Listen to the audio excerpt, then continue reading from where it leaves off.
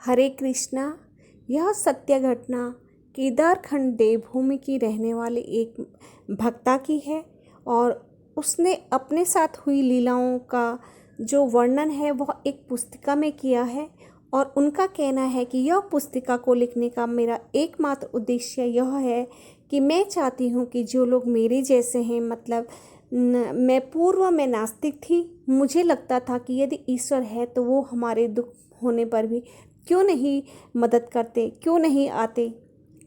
लेकिन जीवन के थपेड़ों में विस्मय स्थिति में मैं जी रही थी, किंतु मैंने ईश्वर को माना ही नहीं, कष्ट पर कष्ट खाए।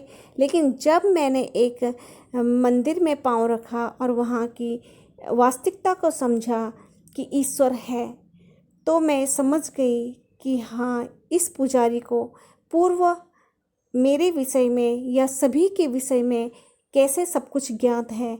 इसका अर्थ है कि हाँ, ईश्वर है।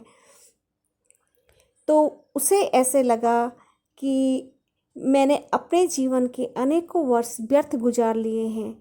मैंने यह माना हमेशा कि ईश्वर है ही नहीं, वरन अब मुझे वास्तविकता पता चल रही है कि ईश्वर है, वरना यह व्यक्ति ऐसे गुप्त बात कैसे जान रहा है। फिर तो मैं ईश्वर की पूजा चालीसा तन मन से करने लगी। फिर लीलाओं का ऐसा दौर शुरू हुआ कि वह आज भी निरंतर चलता ही जा रहा है। यह सब ईश्वर की ही माया है। वह कहती है कि यदि किसी भी पाठक को लगे कि यह सब प्रशंसा पाने के लिए या कुछ प्रतिष्ठा पाने के लिए मैं सब लिख रही हूँ, तो यह सब अनुचित होगा, क्योंकि न मुझे इस नश्वर संसार में प्रसिद्धि चाहिए, न इस क्षण भंगुरमयी संसार में मुझे किसी भी प्रकार का मोह लोभ है, ना ही मैं किसी मान प्रतिष्ठा, मंच, वैभवशाली जीवन, सुख समृद्धि और पैसा के लिए ये सब कर रही हूँ। नहीं, वे कहती हैं कि मेरा एकमात्र जीवन का उद्देश्य यही है कि मेरे जैसे जो नास्तिक थे वे जो है सुमार्ग पर लगे, ईश्वर में विश्वास करें, क्योंकि ईश्वर वास्तविक में ईश्वर है।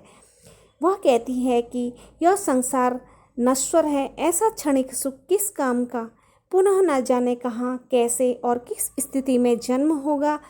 जो प्रसिद्धि हमने जीवन भर संजोई, मृत्यु के पश्चात उसका कोई अर्थ नहीं है, क्योंकि हम जीवन मरण के चक्र में फंसे हैं। इसलिए मैं सांसारिकता को क्षण भंगुर मानती हूँ। वे कहती हैं कि इसीलिए मैंने यह पुस्तिका में यह सब अर्जित करने के लिए नहीं लिखा है। इसमें मेरा कोई भी स्वार्थ नहीं है, ना ही मैं ये चाहती हूँ कि लोग मुझे जानें। वह चाहती है कि मैं लीलाओं में ही ध्यान मग्न रहूँ। मैं बस यही चाहती हूँ, मुझे कोई न जाने। लेकिन इस पुस्तिका से सभी ईश्वर में विश्वास करें, सुकर्म कर अच्छी गति को प्राप्त करें। वह महिला इसमें एक लीला का वर्णन करती हैं। वह कहती हैं कि मेरे पतिदेव जो है पूर्व में जब उनके पतिदेव 17-18 वर्ष के थे, तो उन्होंने उस समय जो है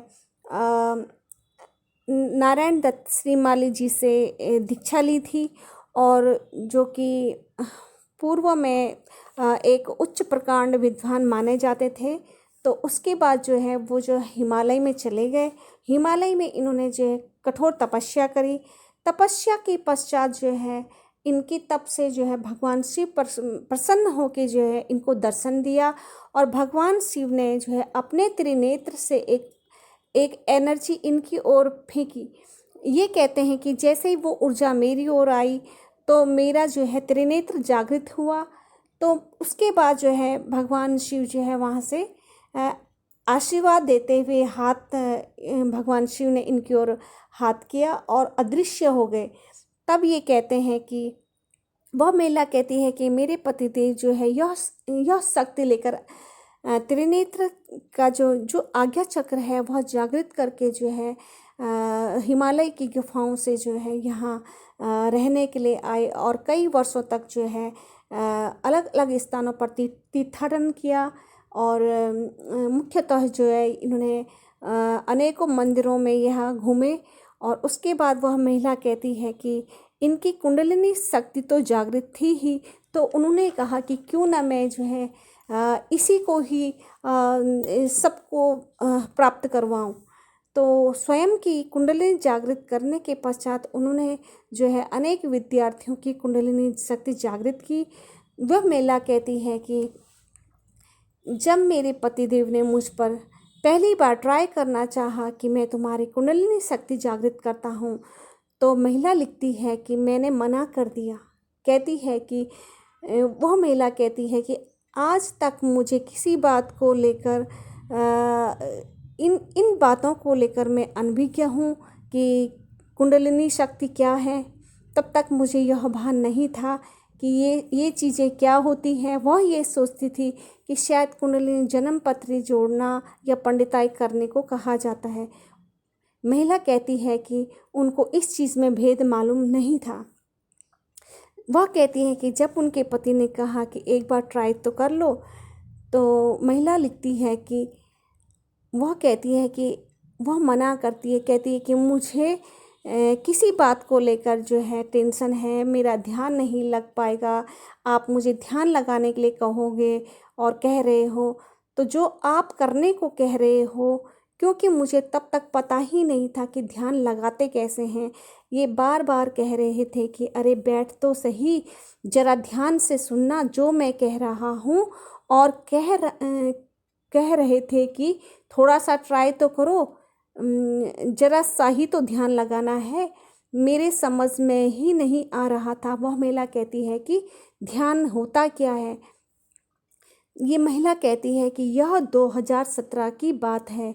उस समय ना ही तो मैं ध्यान के विषय में जानती थी, ना ही मुद्रा के विषय में जानती थी, ना ही जप तप माला के विषय में जानती थी।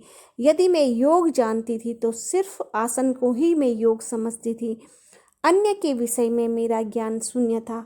मैं यह भी नहीं जानती थी कि कुंडलिनी शक्ति क्या है। मैंने सोचा कुंडलिनी शक्ति, कुंडली जन्म पत्री सीखने, पंडिताई का काम सीखने के लिए, आध्यात्म में रुचि रखने के लिए शायद मेरे पतिदेव कह रहे हैं। उसके बाद मैंने अपने पतिदेव से कहा। वह महिला कहती है कि मेरा किसी अन्य वजह से मूड ऑफ था तो मैंने मना किया, लेकिन मेरे लाख मना कहने पर भी मेरे पतिदेव न माने। उन्होंने कहा कि थोड़ा बैठ तो जा और जो मैं तुम्हें दिशा निर्देश दे रहा हूँ तुम वैसे ही कहना करना। उसके बाद जो है वह महिला कहती है कि वह ऐसे ही अमूमन ढंग से ही बैठ गई और वह काफ़ी टेंशन में भी थी। लेकिन वह कहती है कि जैसे ही पतिदेव ने 1 सेकंड के अंदर जो मुझे करने को कहा, वह 1 सेकंड के अंदर ही जो है मैंने टेंशन के साथ साथ किया। वह जो मेरे त्रिनेत्र पर अद्भुत आश्चर्य और अकल्पनीय मेरे माथे की भौं के बीच में एक ऐसा स्फुटन होना शुरू हुआ कि मैं उन्हें शब्दों में बयां नहीं कर सकती। 1 सेकंड में मैंने पहली बार महसूस किया कि कुछ ऊर्जा जो है बाहर निकलती हुई किरणों के साथ एक अलग सा ही दर्द दे रही है। ऐसा लग रहा है जैसे हवा के साथ कुछ ऊर्जा सा बाहर की ओर निकल रहा है, जो कि ऐसा प्रतीत हो रहा था कि मानो कुछ माथे के बीच में बाहर आने को धड़क रहा हो। उसके स्फुटन के स्पंदन की अनुभूति मुझे एक ठंडक सी दे रही थी और वह अनुभूति जो है मुझे 1 सेकंड में हो गई। मेरा पूरा ध्यान भी नहीं लगा था, टेंशन में भी थी। मेरी कुंडलिनी शक्ति जागृत हो गई। मेरे लिए यह अद्भुत शक्ति थी 2017 में। जब 2019 में नवरात्रे शुरू हुए तब मेरे पतिदेव ने मुझे ध्यान माला जाप और मंत्र जाप करने के लिए कहा, सिखाया। लेकिन मैंने अपने पतिदेव को मजाक में कहा कि जब भगवान फ्री में ही दर्शन दे रहे हैं और बात कर रहे हैं तो मैं क्यों जपूं और मैं क्यों जगूं देर रात तक नवरात्रे में माला जाप के लिए। तब ये बहुत हंसे। मेरे पतिदेव ने कहा कि तुम खुशकिस्मत हो, महान प्रारब्ध लेकर आई हो।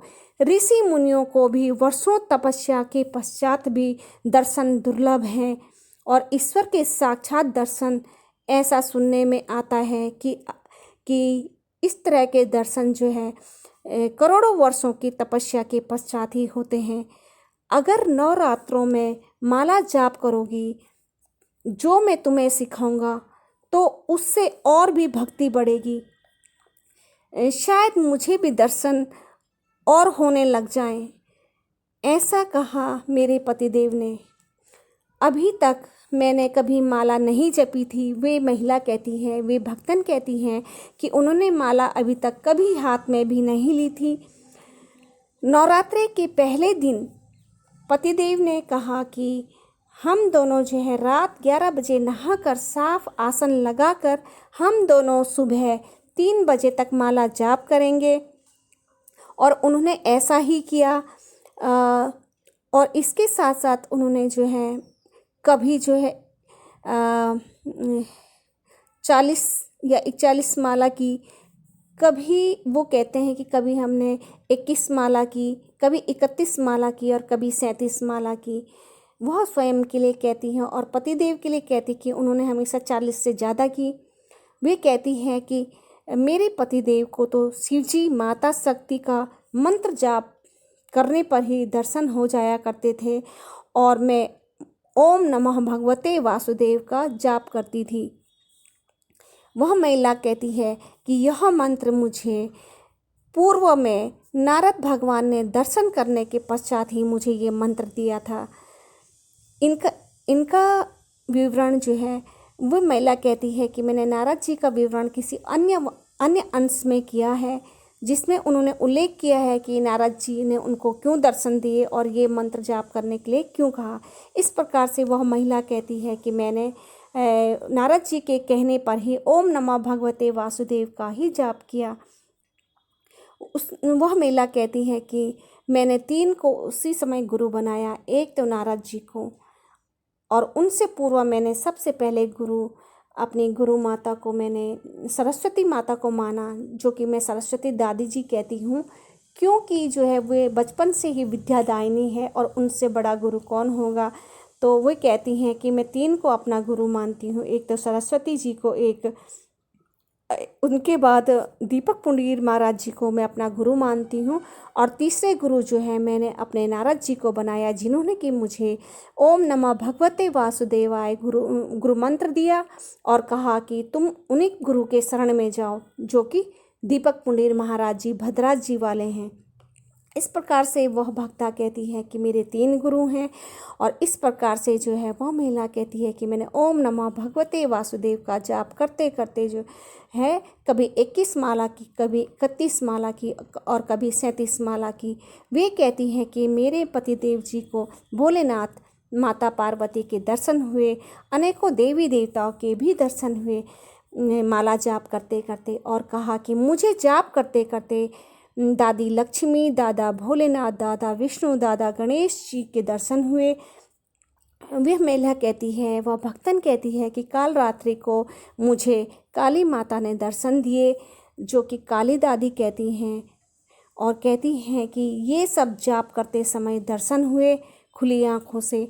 उस दिन नवरात्रि में मैं दिन में हॉस्पिटल जा रखी थी। वे कहती हैं कि मेरे सीट के बगल में एक लड़की का एक नाखून देखा मैंने। उसने उसमें सिल्वर कलर की नेल पेंट लगा रखी थी अंगूठे में। वह मुझे अंगूठा देखकर बहुत अच्छा लग रहा था। वह महिला कहती है, भक्तन कहती है कि घर आकर तो मैं वह नाखून भूल भी गई थी, किंतु जब रात्रि हुई और हम पुनः माला जाप करने के लिए बैठे, तब दादी लक्ष्मी ने अर्थात माँ लक्ष्मी ने माला जाप करते समय मुझे सबसे पहले अपने हाथ का अंगूठा और वही अंगूठे में वही नेल पेंट लगाया हुआ दर्शन में दिखाया, तथा वह हाथ किसी मुद्रा में था। उसके बाद दादी लक्ष्मी अर्थात लक्ष्मी माँ ने अपनी संपूर्ण छवि कमल में विराजमान बैठी हुई थी, जैसे तप में बैठी हुई हो और मुस्कुरा रही थी। वे कहती हैं कि जब वे तप में बैठकर मुस्कुरा रही थी तो उनकी 4 भुजा थी। 2 भुजाएं ऊपर थी, उनमें कमल पकड़े हुए थी। 2 भुजाएं नीचे थी। एक को अंगूठे से मुद्रा बना रखी थी, दूसरे हाथ की हथेली नीचे की तरफ थी। वो तप जैसे मुद्रा में अकेली प्याजी गुलाबी सा रंग लिए कमल पर बैठी थी, विराजमान थी। जैसे ही माँ लक्ष्मी के दर्शन हुए, क्योंकि उनके तो बार बार दर्शन मुझे होते ही रहते थे 2017 से, लेकिन अब 2019 का लास्ट था। माँ लक्ष्मी तो मुझे अनेकों बार दर्शन दे चुकी थी, इसलिए मेरे मन में उसी क्षण ये अभिलाषा हुई कि हे लक्ष्मी माँ अर्थात हे लक्ष्मी दादी, आप तो मुझे बार बार दर्शन देती हो, लेकिन मुझे दादी सरस्वती अर्थात दादी अर्थात माँ सरस्वती मुझे कब दर्शन दोगे? कभी नहीं देती माँ, ये दादी सरस्वती ने मुझे दर्शन आज तक नहीं दिया। यह सब वे अपने मन ही मन में उस समय विचार कर रही थी जब माँ लक्ष्मी सामने दर्शन दे रही थी। वह भक्तन कहती है कि उसी क्षण मेरे सोचते ही एक ही माँ लक्ष्मी ने तप करते समय अपना शरीर 2 भागों में विभक्त कर दिया और दाहिना भाग तो आधा माँ लक्ष्मी का ही रहा और बायां भाग माता लक्ष्मी का परिवर्तित हो रहा था। यह सब मैं अपनी खुली आंखों से देख पा रही थी।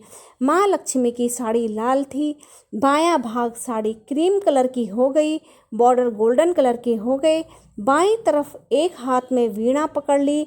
इस प्रकार मैंने माता लक्ष्मी अर्थात दादी लक्ष्मी, दादी सरस्वती का एक ही साथ दर्शन किया। वे आधे आधे भागों में विभक्त हो गई और एक पूर्ण देवी का रूप ले लिया। अलग अलग अंग ने माँ ने मुझे तुच्छ की विनती स्वीकार की। एक ही शरीर में मुझे दोनों रूप दिखा दिए, अर्थात उन्होंने मुझे यह दिखाया कि सरस्वती और लक्ष्मी अलग अलग नहीं है, वे दोनों एक ही हैं। उनको अपार खुशी हुई। भक्ता को कहती हैं कि बहुत मुझे आनंद मिला, भूल नहीं पाऊंगी ये परिवर्तित होता हुआ दृश्य, यह छवि मेरे आज भी आंखों में बसा है।